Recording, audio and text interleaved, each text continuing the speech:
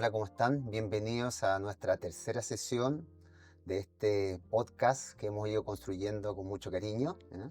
Tiempo de bienestar, como siempre, del estudio de Ser un Elefante. Y hoy día tenemos un invitado de lujo, como han sido todos los otros que hemos tenido, ¿ya? Se trata del doctor Tomás Gómez, que tenemos aquí presente, ¿ya? Posgrado en acupuntura en la Universidad de Beijing, integrante además de la Comisión Nacional de Acupuntura del país, ¿m? Y alguien que tiene mucha experiencia en relación al tema. Entonces, ¿qué mejor que él para que podamos hablar de la medicina china tradicional y cómo ha ido evolucionando, se ha ido acreditando y cada vez ha tenido mayor incidencia en lo que significa la rehabilitación y la sanación de las personas con distintos tipos de patologías? Bienvenido, Tomás, un gusto tenerlo por acá. Muchas gracias, el gusto es mío y para eso estamos, para conversar. Lo primero, preguntarle un poco cómo surgió este interés por la medicina china tradicional, desde la medicina occidental. ¿Cómo fue ese proceso, esa búsqueda que usted hizo para lograr o encontrar o orientar este nuevo proyecto en términos de lo que es la sanación de las personas? Yo creo que son a lo menos tres cosas fundamentales. Cuando chico yo le pedí a mi papá que me trajera libros de China, de autores chinos, y me trajo a un italiano que fue Marco Polo. Después me trajo libros chinos y me encantó la literatura china. Ahí caí en un mundo más o menos muy espiritual. Lo segundo fue que cuando chico yo tuve contacto, era Boy Scout, así que tuve contacto superficialmente con algunas machis que tocaban el kultur y entraban en trance.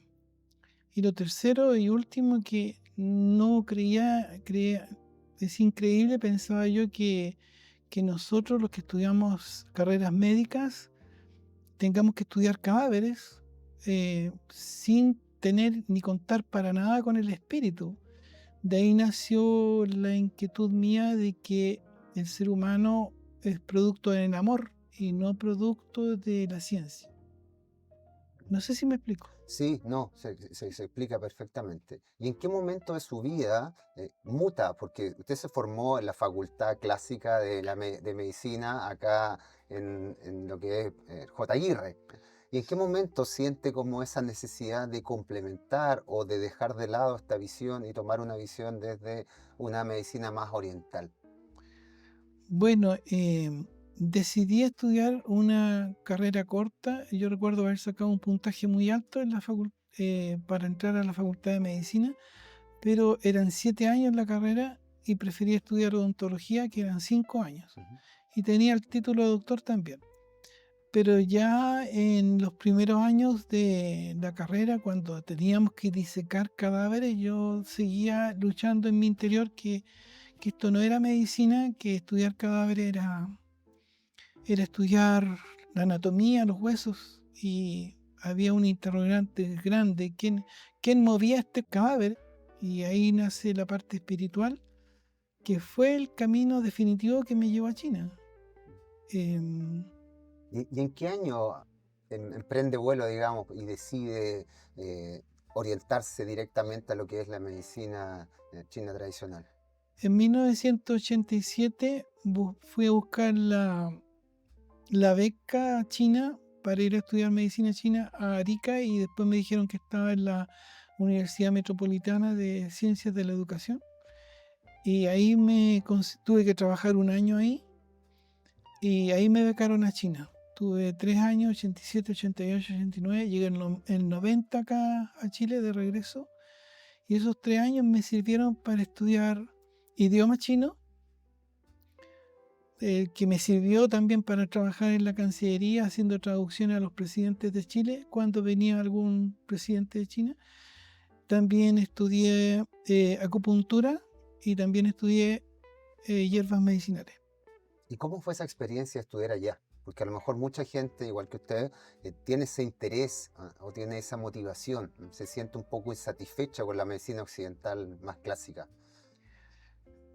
Me sentí muy cómodo, por ejemplo, al saber de muchas materias que me llamaban la atención a mí: cómo se producía un cáncer, por qué existían las delecciones cromosómicas, por qué existían, por ejemplo, 4 reinos mutantes en el ser humano. Y me di cuenta que en la naturaleza también existían los reinos mutantes, por ejemplo, un hombre, una mujer. No sé si respondí. No, sí, perfecto, perfecto, Ya. perfecto. Y a partir de eso, un poco pensando en el común de las personas, ¿ya? ¿Cómo podemos definir nosotros la medicina china tradicional? ¿Ya? ¿Qué es? Porque la gente muchas veces desconoce, cree que es algo como mágico, que no tiene una evidencia. Desde su experiencia, ¿cómo podríamos para el común de las personas decirle qué es la medicina ya, tradicional china? Al igual que la cultura mapuche, eh, que se basa en una especie de chamanismo, y la cultura de todos los países americanos, los indígenas de Asia y muchas partes del mundo usan el chamanismo como para mejorar a una persona. Ahí tocan el cultrún, eh, sacuden hierbas del canelo, de medicinales sobre la persona enferma. Eso es la historia de la medicina china. La historia de la medicina china es estudiar el espíritu de la persona, estudiar las energías de la persona, estudiar por qué no se integra bien con la naturaleza. Entonces nosotros si vamos a ver a una machi en Chile, estamos viendo el pasado o los inicios de cómo fue en China. Pero en China actualmente tienen una riquísima experiencia clínica debido al tamaño de la población de China, y también tienen una riquísima teoría. Por ejemplo, la teoría de la medicina científica moderna se basa en la teoría celular. Y eso yo lo encuentro nada que ver. Pues, ¿cómo? La teoría, o sea, somos células nosotros. En cambio, la medicina china se trata justamente que dentro de este cuerpo existe, dentro del corazón, un espíritu, dentro del hígado existe un alma, etcétera. Entonces, todos ellos trabajan dentro de nuestro cuerpo para hacer cosas y utilizan a nuestro cuerpo, el cuerpo humano, para cumplir ciertas funciones en la Tierra. Perfecto. Eso, Perfecto, creo que a la gente le va quedando bastante más claro cuál es el precepto, porque hay toda una construcción cosmogónica de lo que es ese tipo de cultura. ¿Mm? exacto. Entonces, no es algo que haya surgido así como por una cosa natural, es decir, en parte natural, pero también hay una historia de cómo se fue entendiendo el ser humano. Claro, la parte interesante es que nosotros podemos encontrar en la cultura mapuche, los chilenos, y cómo se inició en China esto, cómo las machi hacen entrar en trance a sus nietecitos y a sus hijos para seguir la continuidad de esta cosa. Es una, como dices tú, es una medicina cosmogónica donde enseñan las hierbas medicinales, utilizan las ramas, utilizan la corteza, utilizan las hierbitas, las plantas para mejorar personas. Perfecto. ¿Mm?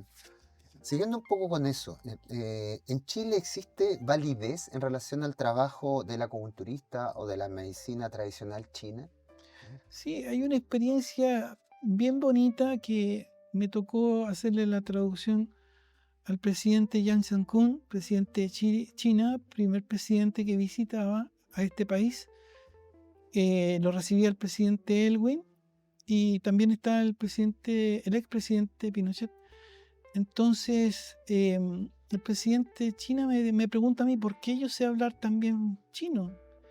Y le conté que había estudiado medicina china, acupuntura, hierbas. Entonces, eh, enseguida se pusieron a hablar todos ellos, incluso Pinochet, incluso Erwin, que iban donde un acupunturista que los trataba y que los mejoraba.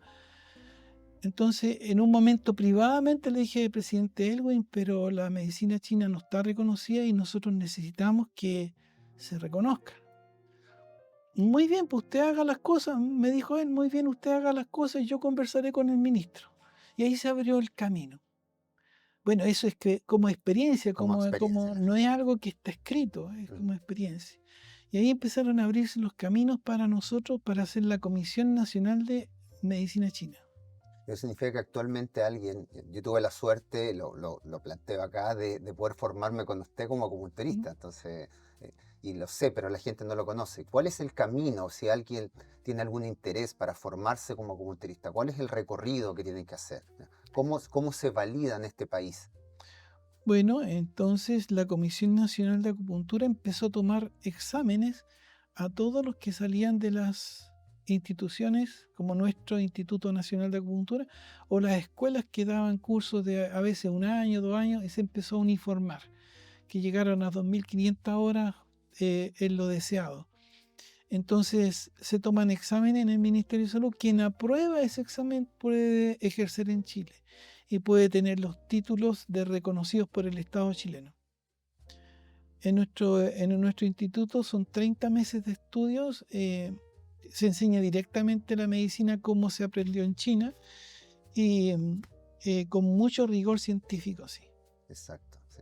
Entonces eso para que la gente lo sepa, es una carrera que aproximadamente dura 3 años, ¿no? Sí, Con todo eso, lo que significa, con una cantidad de horas determinada y con una evaluación formal frente a esta prueba que es nacional, ¿ya? Y que claro, valida y certifica a la persona en el ejercicio de la profesión. claro. Una vez que se rindió y le fue bien al alumno en el examen, el mismo ministerio le entrega un certificado bien bonito donde sale su nombre y también nosotros le entregamos, una vez aprobado eso, entregamos el diploma de que le fue bien en el examen. Entonces eso es importante que la gente sepa porque pueden optar a trabajar en servicios de salud en distintas instancias. Exactamente, pueden trabajar en servicios públicos como privados, pueden enseñar en docencia como en ciencia, investigación, como también en casos de pacientes enfermos. Exacto. Una tercera pregunta. ¿Qué le entrega la medicina china tradicional a las personas? ¿Cuál es la diferencia? ¿Cuál es el plus desde su experiencia? Ahí nos puede contar a lo mejor algunas situaciones con personas que ha vivido.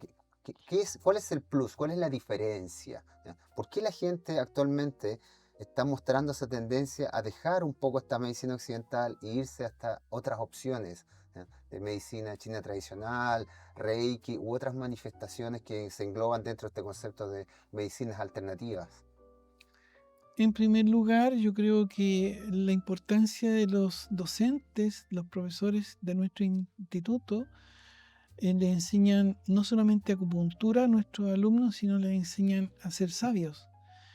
Y esa sabiduría va acompañada de un tratamiento adecuado a la persona, basado justamente en lo que llamamos un Nei Chi Kong, que es el profesor o la profesora entra en un estado de trance, ven lo que tiene el paciente, diagnostican a través de lo que está fallando y se va notando lo que está descubriendo la persona y así se hace el diagnóstico profundo.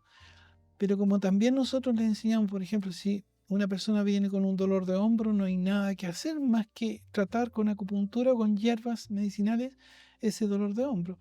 Entonces hay cosas que son muy fáciles de tratar y otras que no tienen un diagnóstico como tan claro como dolor de hombro, dolor lumbar, dolor de rodillas, sino que son cosas que, por ejemplo, las psicológicas y las psiquiátricas. Entonces es ahí en ese momento cuando nosotros ocupamos lo máximo de la medicina china, que es el Nei Qigong y las hierbas medicinales chinas.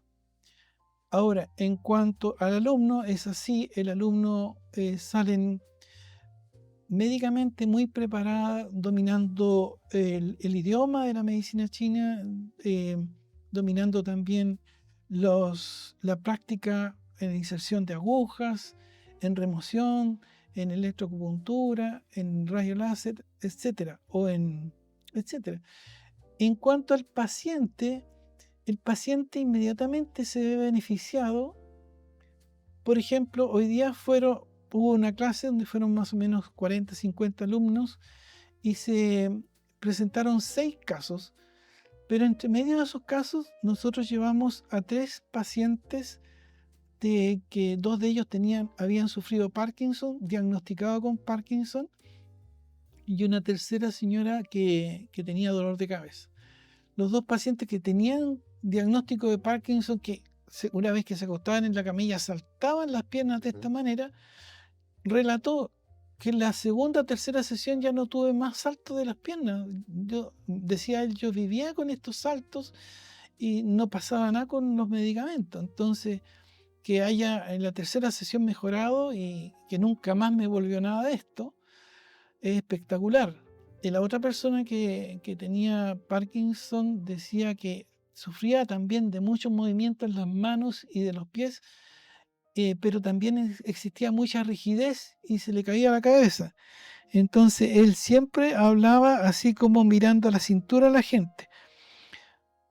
Fijándome en eso, yo inmediatamente ocupé la fórmula para levantar la cabeza y erguirla. Y una vez que se hizo esa sesión de acupuntura, el paciente nunca más se cayó la cabeza hacia abajo y siempre quedó mirando hacia arriba como corresponde.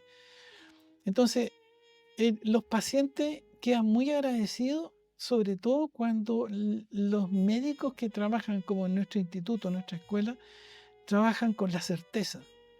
No son de estas personas charlatanas. El 50% de los pacientes que atendemos en nuestro instituto son pacientes que no pagan absolutamente nada por la atención y el otro 50% son privados. Los alumnos se encargan de tratar a los que van por primera vez por gratuidad.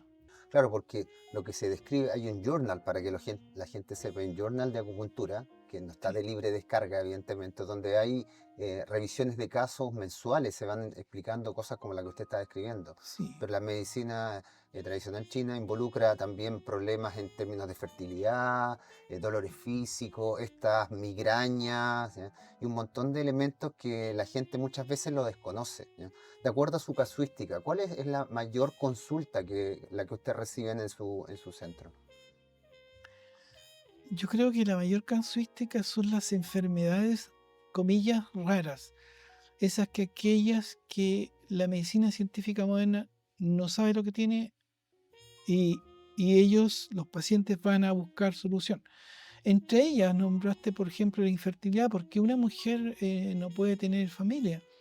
Entonces hemos atendido muchos casos, pero me llamó mucho la atención una señorita que quería tener familia y fue a las dos clínicas más importantes de esta región y le dijeron que tenía los óvulos viejos simplemente y no había forma de tener familia. Nosotros le hicimos acupuntura durante 10 sesiones y le dimos hierbas medicinales y no pasó el mes y ya quedó embarazada. Entonces, eso marca la diferencia. Entonces, todo paciente mujer que hemos tratado para infertilidad, todos quedan embarazadas. Siempre van lógicamente con sus parejas, siempre colaborando todo para que todo resulte bien. En enfermedades raras hay personas que no saben lo que tienen, entonces nosotros tampoco sabemos lo que tienen porque no es un dolor de hombro, sino que como que me sube la energía, que me baja la energía, que siento cosas raras. Una vez llegó un señor lo llevó un alumno y le dijo, nos dijo a nosotros que le habían sacado el riñón derecho, izquierdo, no me acuerdo, porque tenía cáncer, pero quería asegurarse de que se había eliminado completamente el cáncer. Entonces se hizo un Ichikon y nos llevó también el escáner. Entonces, claro, en el informe del escáner no había cáncer, no había metástasis, por lo tanto estaba conforme, pero él no estaba conforme. Entonces la doctora Verónica le hizo un escáner de cabeza a pie y cuando volvió de los pies a la cabeza dijo, sí, efectivamente hay una pequeña metástasis ubicado en el hueso axis de 2 milímetros, de 2 y 2 tridimensionalmente. Exactamente estaba en el fondo de la boca acá atrás, Exacto. donde está la Mm. vértebra axis. Hizo un dibujito, yo lo mandé a la Fundación López Pérez y ahí le tomaron la ecotomografía axial computerizada del axis y salía la imagen del cáncer igual como lo había dibujado la doctora Verónica.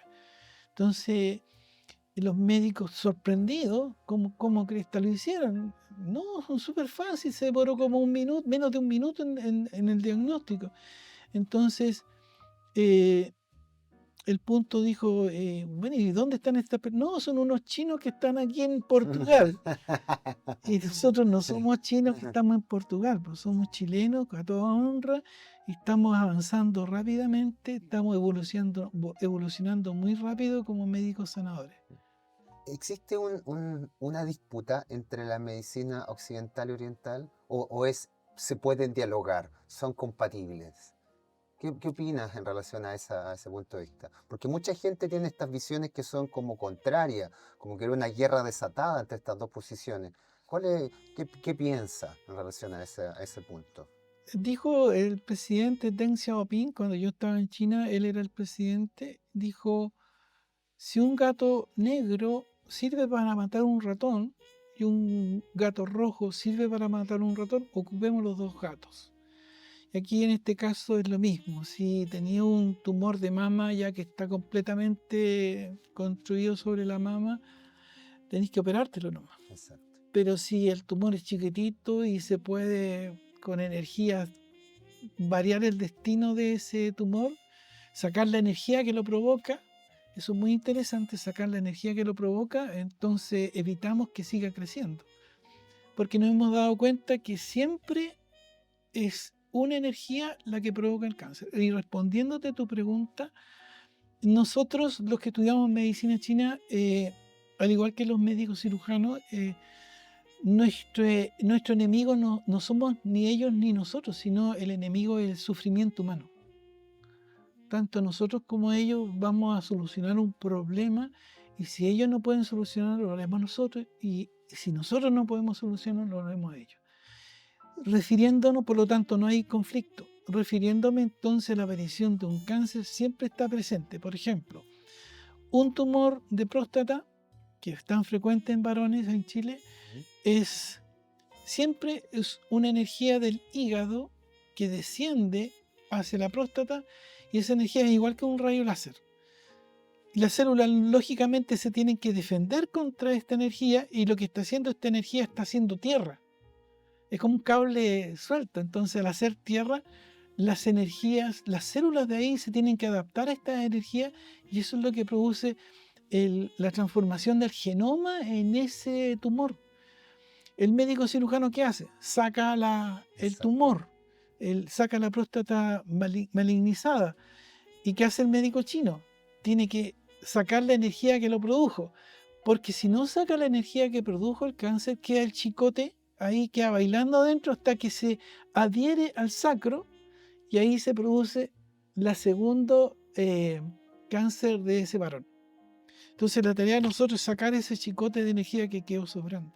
Perfecto, perfecto. Creo que a la gente le está quedando muy claro un poco la conceptualización, ¿no? Para que sepan y entiendan por qué esta puntura con agujas que tiene ciertas, digamos, como estructuras que uno va construyendo para cada persona, además de que existen ciertas fórmulas estándar, uno las va modificando en el Exacto, caso a caso, ¿no? exacto. Que sería distinto a la punción seca, que mucha gente también tiene esa confusión de la punción seca que hace el kinesiólogo, a diferencia de esta línea energética que hace el acupunturista. Claro, yo creo que siempre existen profesiones que quieren tomar un pedazo de otra profesión. Por suerte en Chile existe la acupuntura, está legalizada y la acupuntura seca pertenece al acupunturista y no pertenece a ninguna otra profesión. Por lo tanto, se debiera pensar que sin un buen conocimiento teórico, sin una buena sabiduría y una buena expertise en el diagnóstico, en el tratamiento, puntura seca es como estar haciendo un trabajo mal hecho, ¿ya? Perfecto, perfecto, Es como colocar un clavo cuando se debe hacer otra cosa más profunda, perfecto. Vamos con otra pregunta, Tomás, ¿sí? ¿sí? ¿Usted considera, bueno, ya respondimos la pregunta de que siente y lo hizo muy bien con esa metáfora del gato? Creo que a la gente le va a quedar muy claro que no son posiciones opuestas, sino No, que son para nada. complementarios y si se busca el bienestar y la salud de la persona, evidentemente hacia allá debería irse. ¿M? ¿Y con qué herramientas o qué herramienta utiliza el acupunturista? Porque usted se refirió a hierba, hay ventosa. ¿Nos podría contar un poquitito cuáles son las técnicas más utilizadas dentro de la clínica del acupunturista? En China está dividido más o menos el 80% se usa hierbas medicinales chinas. De ese 80%, más o menos el 40% es hierba medicinal china industrializada. Pero igual ellas dos ocupan el 80%. Y el 25% es la acupuntura. Un porcentaje pequeño, como no más del 3%, se hace el Nei Qigong. Dentro de las técnicas terapéuticas está lógicamente las agujas que hay de cobre, de acero inoxidable, las hay de oro, las hay de plata. eh, Originalmente habían de hueso, de espina de pescado, de palos filamentosos, espinas de algunos árboles. Y actualmente se sabe que el metal es el mejor conductor de la energía. ¿De dónde sacamos la energía? Así como el sol nos da calor y nos da energía y nos da luz. Todas las estrellas del cielo y del universo, todos los soles nos tiran energía. Y esta energía nadie la para. No la para ni una muralla de una gran muralla china hecha de plomo. Nada para esa energía. Y cuando uno inserta una aguja, esa energía se mete dentro de la aguja. Y ahí va a parar al órgano que está deficitario de energía. O si es que está con mucha energía maligna, nosotros hacemos el procedimiento para sacar la energía maligna. En cuanto a las ventosas, por ejemplo, se puede meter viento, aire en la espalda y produce una parálisis facial. Entonces nosotros usamos ventosas en la cara para la parálisis facial o ventosas para sacar el aire que se metió, y eso lo hace por presión negativa. Por presión negativa uno llama más sangre que llega a la superficie, pero también rompe los enlaces covalentes que existen en los átomos, y esos salen, y lo que estaba unido, por ejemplo, flema, se disuelve. Por eso es muy buena para tratar riñones, pulmón, corazón. También existen las agujas que producen sangría. Cuando hay personas que tienen, por ejemplo, sangre caliente por comer mucho chocolate o alimentos cálidos, maní, nuez, almendra o cúrcuma, jengibre, entonces uno saca el calor de la sangre, porque el calor de la sangre, sabiendo que el espíritu vive en el corazón y el alma vive en el hígado, entre otros, cada órgano tiene un espíritu, entonces le hace mal tener la sangre caliente a una persona. Hay, por ejemplo, alucinógenos que son hipercalóricos. Todos los alucinógenos entonces producen calor en el espíritu y por eso las personas se alucinan. Perfecto. Y hay otras técnicas, yo me acuerdo que cuando estaba en el proceso de formación en su instituto también nos hablaba de craniopuntura, ¿ya? De ese tipo de cosas que son como más específicas, que pareciera que requirieran una formación extra, ¿ya? Que es una constante en aquellos que trabajamos en la rehabilitación o en el bienestar de las personas.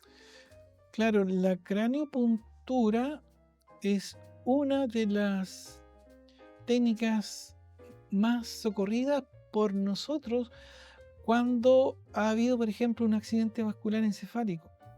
Entonces, al colocar las agujas en el cráneo, se hace una especie de campo magnético de la aguja y acelera entonces la recuperación de la persona, acelerando el coágulo que pudo haber quedado, movilizando la sangre. Por lo tanto, la craniopuntura es muy importante. Lo otro es la auriculopuntura, que también es técnica de la acupuntura, no se puede aprender independientemente.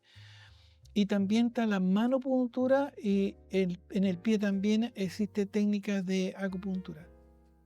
La acupuntura es coreana, pero también nosotros la hemos ido asimilando. Perfecto. ¿Y hay alguna contraindicación para usar algún tipo de estas técnicas? ¿O hay alguien que no pueda usar ya medicina tradicional china? Bueno, eh, desde el momento en que el Ministerio de Salud toma un examen a los que van a ser acupunturistas, se rechazan más o menos el 40% no aprueba el examen y significa que no puede ejercer en Chile.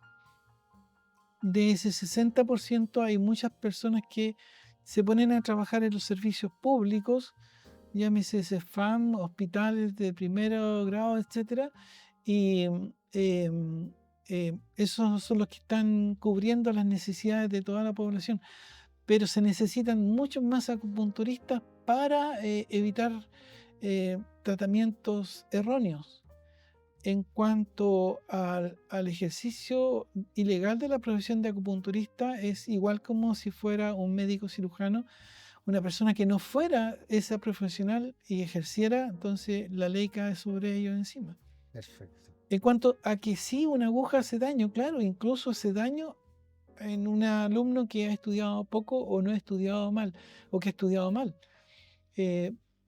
Ahí recuerdo, por ejemplo, una alumna llegó con dolor de cabeza al paciente de ella y la alumna le colocó en el dedo gordo la aguja y después le puso calor.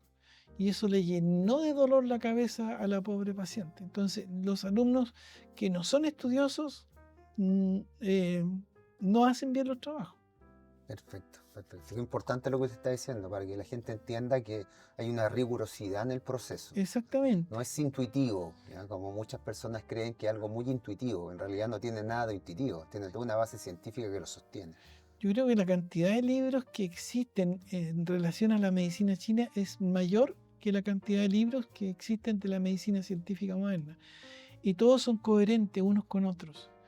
Ahora hay que valorar lo que escribieron nuestros antepasados, sabiendo que la Organización Mundial de la Salud reconoció a la medicina china como un patrimonio de la humanidad.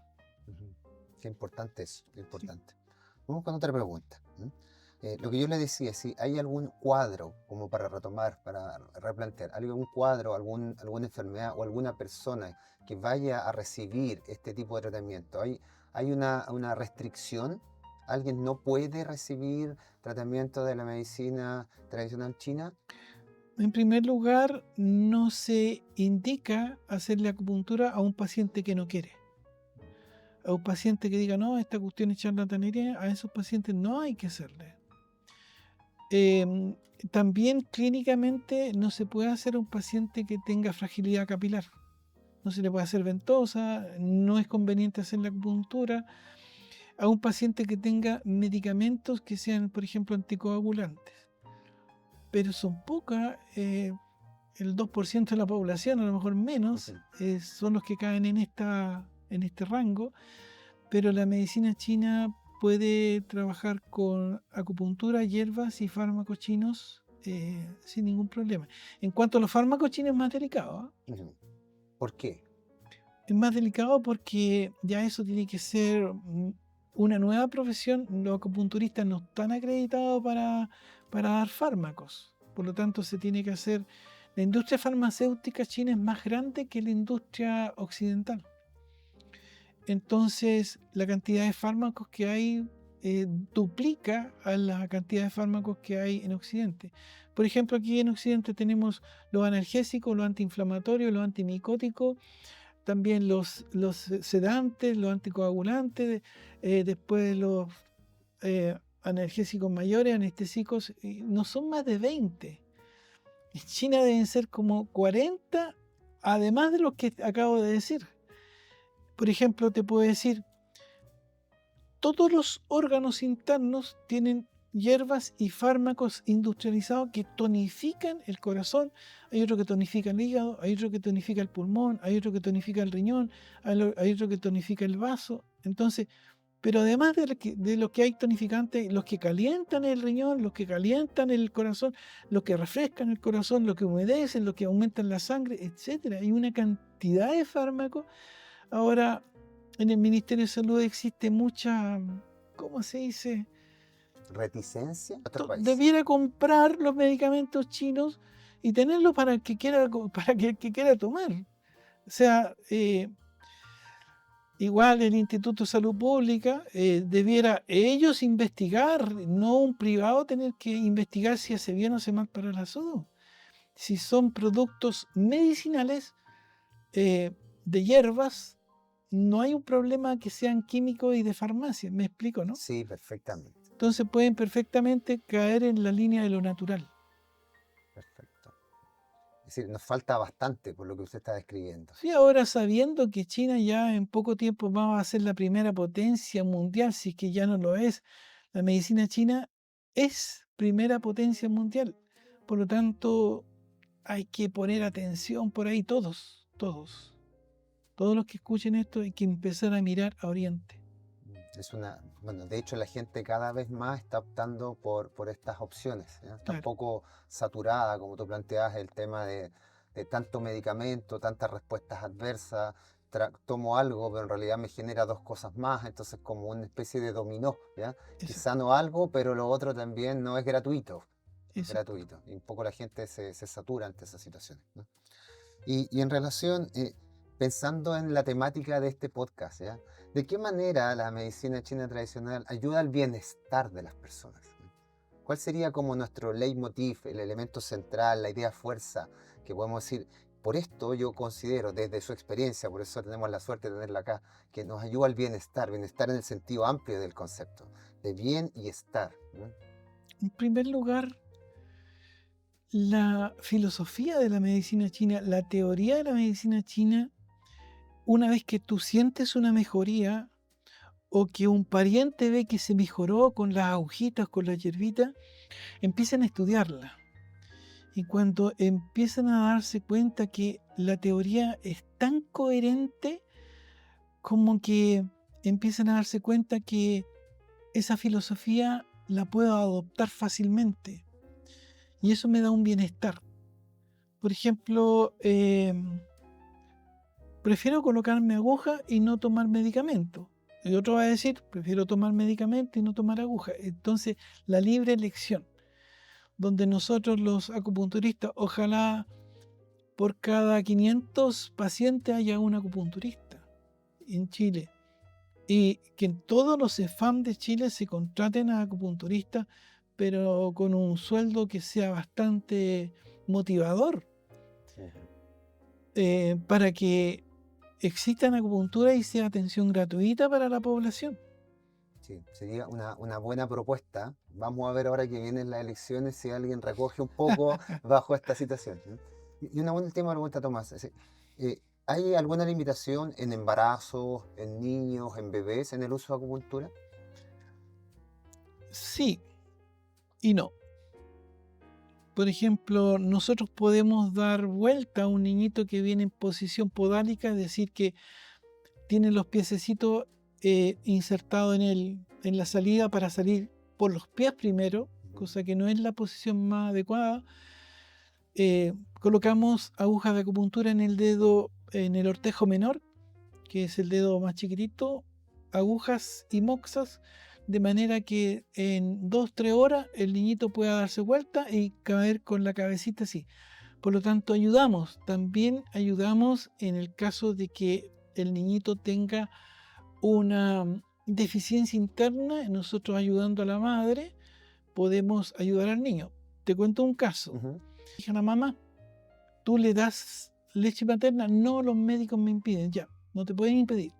Tómate esta hierba y a través de tu leche vas a darle a tu hijito verde, como la selga marchita, le vas a dar este medicamento. Está en un incubadora y resulta que el niñito estaba verde. Entonces los médicos decían, no, este problema es un problema que no, Generalizado. no se va a resolver bien, le falta una proteína, le falta una enzima.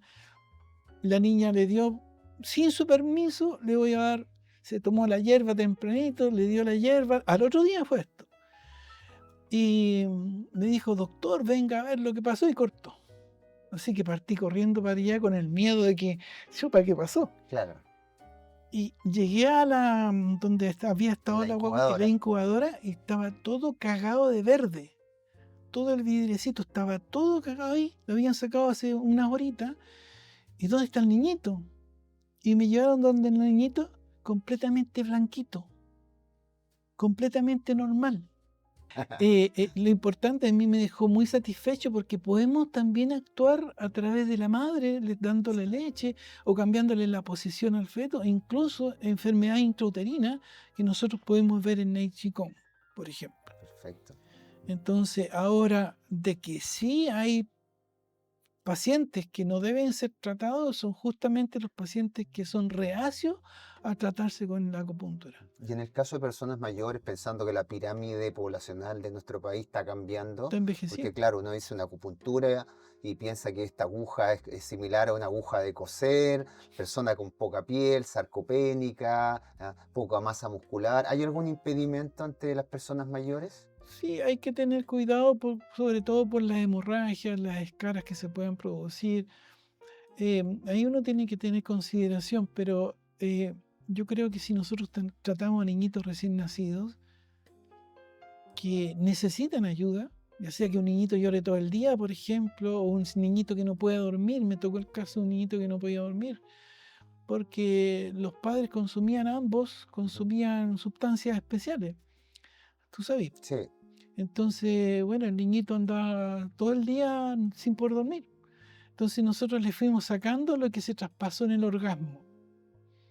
En cuanto a, por lo tanto, debiera prohibirse a los adolescentes hasta los 30, 35 años, cuando van a tener familia, que no consuman este tipo de sustancias. No hay sustancias que son inofensivas. no.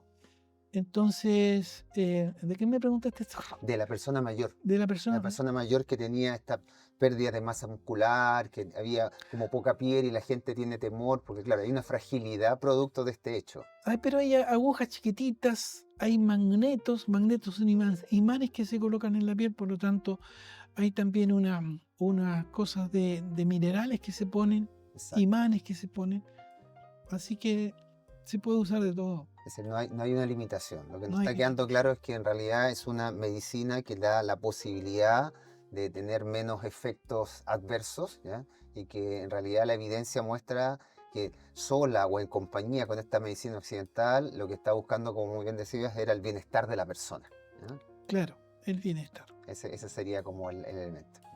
Bueno, con esto estamos cerrando. Agradezco a Tomás, muchas gracias por el espacio, por el tiempo, por las experiencias, ¿ya? Que creo que la gente lo va a tener ahí presente. Y nos quedamos con estas ideas fuerzas de esta no lucha o este no confronte entre la medicina occidental y la medicina oriental. ¿Ya? La relevancia de que la mayoría de la población puede verse beneficiada por eso. Y como muy bien decía Tomás, no podemos trabajar con alguien que en realidad no quiere trabajar. Muchas veces se fuerza ese tipo de procesos.